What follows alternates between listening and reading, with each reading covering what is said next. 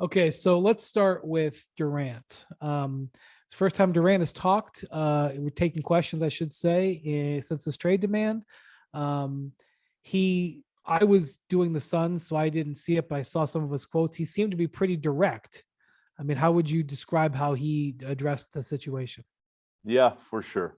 He said, "Look, part of the reason that I asked for the deal was because things weren't weren't always great here last year."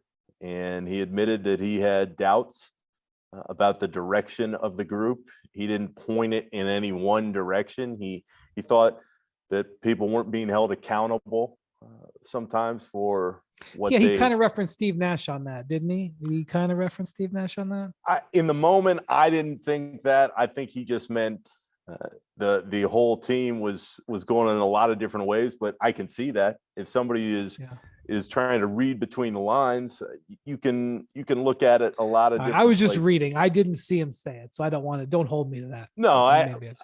I there is when you have a screw up at the level at which the Nets did, there's blame everywhere. But what was interesting to me wasn't just that Kevin said, I thought about leaving and that's why I did what I did. It was that I said, are you surprised that you're still here? And he said, no, because the thing I always appreciated about the way Marks and Joe Tsai, the Nets owner, handled everything was that they said, we're not just going to give you up for nothing.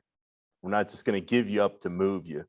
And what that told me as I'm sitting there is you and I spent hours upon hours talking about this through the summer. The Nets didn't like what they were getting back.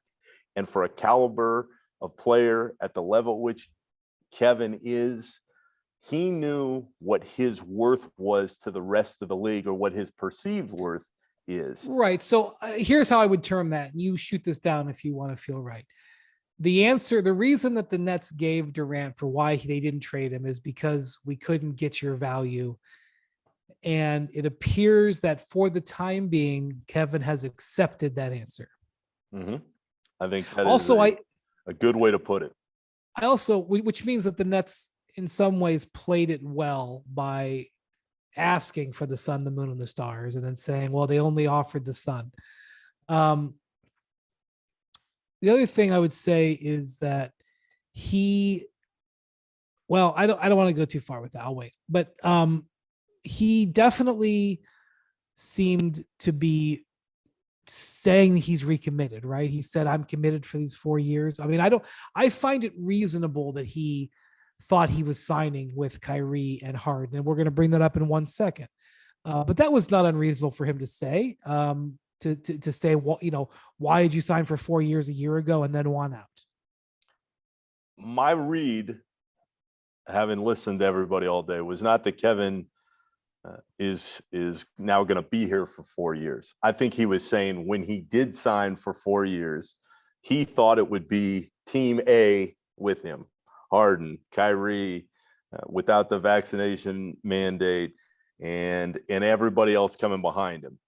The weird part, as we're trying to pull takeaways from Media Day, B, is that the Nets, and I wasn't here at last Media Day, but I listened to them every day from January on. It was always championship. We want to win a championship. We believe we have enough, even after the Harden-Simmons deal. We believe we have enough to win a championship.